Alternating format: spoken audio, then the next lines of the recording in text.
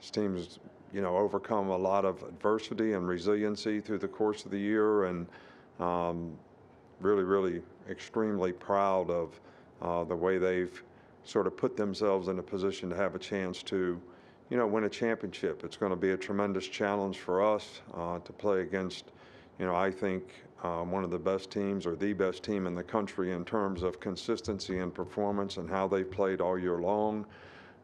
Georgia's got a really good team. They've got great balance on offense, defense, special teams. They've got really good specialists. So this is a really, really good all-around team. And practice preparation is going to be really, really important for us to go out there and be able to execute the way we need to be able to have any chance of success at all. Thank you, Coach. As a reminder to anyone in the room, and if you'd like to ask a question, please use the raise hand function. We will unmute you when you're called upon. Our first question today will come from Tony Huskaias. Hey, Nick, the word warrior has been thrown around in your program a lot. It's been used as, a way to describe players. Just what does that tagline mean to you when you say it about a player, and how important is that for your team? How important is that label for your team? Well, I think, the warrior mentality just is sort of a great, compliment to the kind of competitor, somebody is. I think it speaks to your intangibles, your effort, your intensity, your toughness, your ability to sustain, and, play with great energy and enthusiasm. So, it's to me the ultimate compliment, to a competitor to be a warrior, war daddy, whatever you want to call them. And that's something that we really try to get our players to buy into, because it does create tremendous value for them when they compete at that kind of level and with that kind of standard.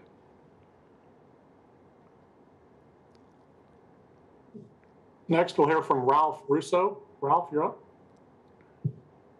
Good morning, Nick. I'm wondering how you balance the need to maybe change some things because you're seeing an opponent again, with also, hey, maybe we should just sort of stick with what works here. What are the challenges there when you're facing an opponent for the second time, especially in such a short distance, a short period of time? Right. Well, I think, it sort of speaks to itself in terms of, we're obviously going to evaluate how we did in the last game. They're going to evaluate how they did in the last game. They're going to try to take advantages of things that we did. We're going to try to take advantage of things and correct things that we didn't do well. And I think in that, there are some subtle changes that you need to make so that you put your players in the best chance to be successful. You're always going to see something new and different, so players are going to always have to adapt in the game. I don't think you do everything the same, but I also don't think you can make, a lot of changes that the players are not going to go out and be able to play and execute with confidence. So the changes you need to make, sort of relative to the things that you did well or didn't do, and some of the things that they were able to take advantage of that you need to make sure you make adjustment to.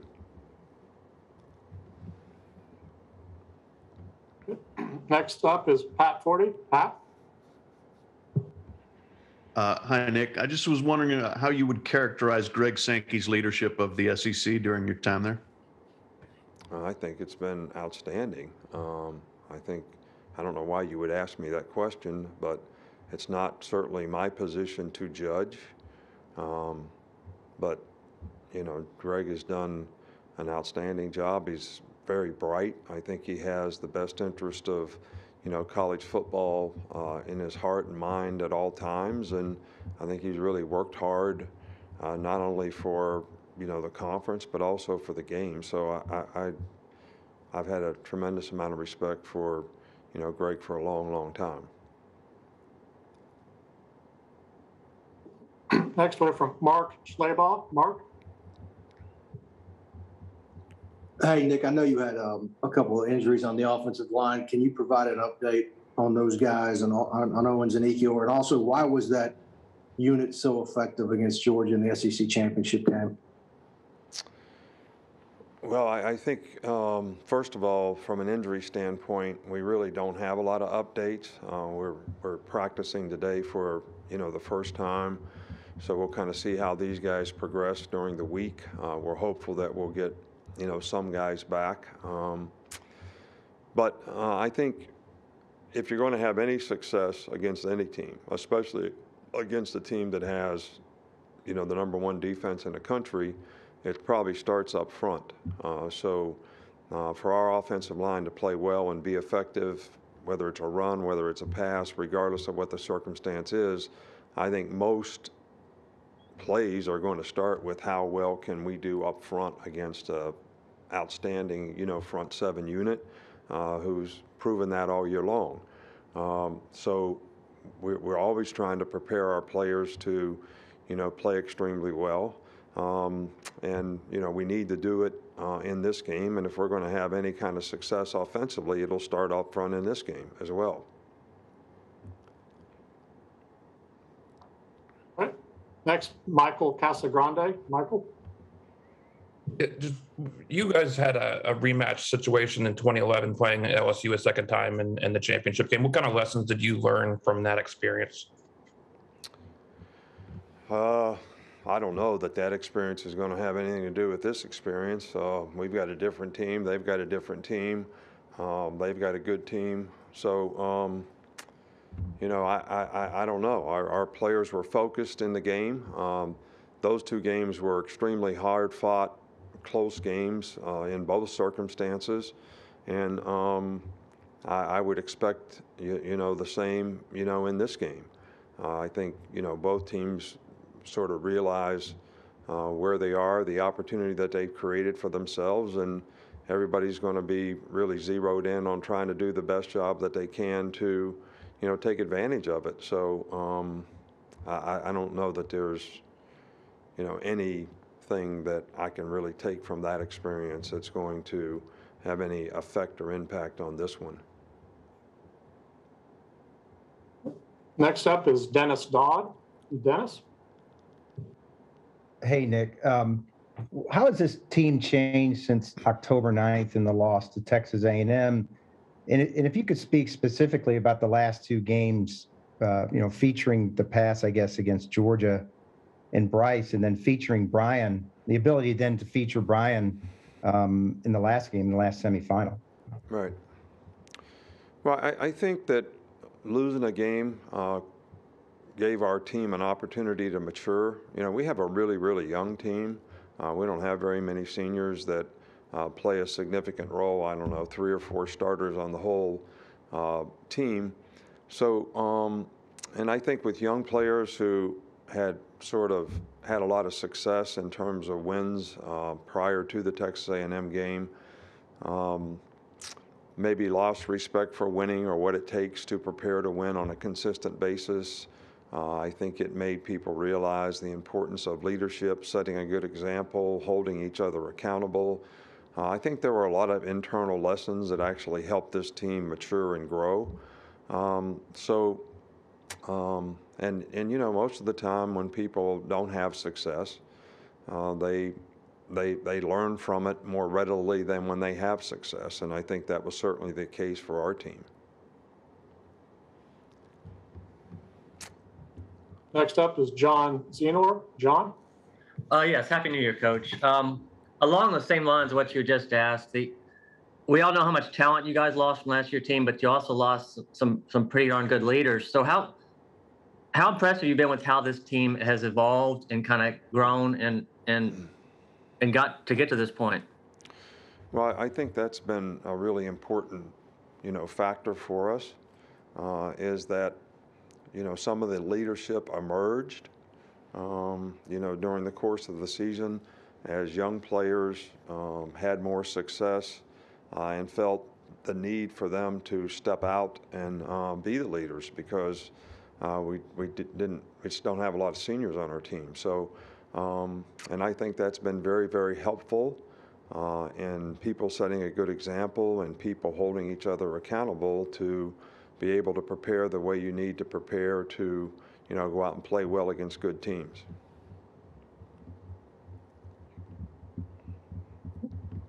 Next up will be Mike Rodak. Mike?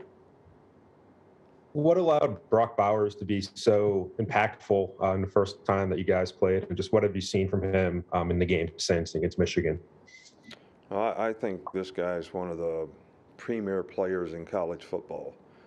I know he's just a freshman, but this guy's got great size. He's a good blocker. He's physical. He's tough.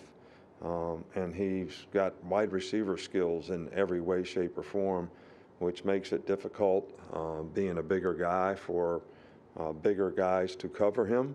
And it makes it also difficult for smaller guys to cover him. So this guy is just a phenomenal football player all the way around. They do a really good job of featuring his talents as well, and he's been extremely productive in a lot of ways. I know everybody always knows the passes that he catches, but he's also a really good blocker and does a good job in his part of executing whatever he needs to do to, help his teammates have success as well. Next, Steve Hummer. Steve? Yes, hi, Coach. Being an underdog to Georgia worked pretty well for you last time. Look back on that, how were you able to maybe use that to your advantage, and how might you use it advantage if you're indeed a slight underdog this time? I don't know. Being an underdog is being an underdog. They have a really good team that's very well respected. We have a tremendous amount of respect for them, and I think, it's important for our players to know what they need to do to be able to continue to have success in the next game, regardless of what happened in the last game, and regardless who was favored and who was underdogs and all that kind of stuff. Everybody has pride in performance. Everybody wants to go play well, and we certainly want to do everything as coaches that we can to help our players go out and play well and compete well in the game.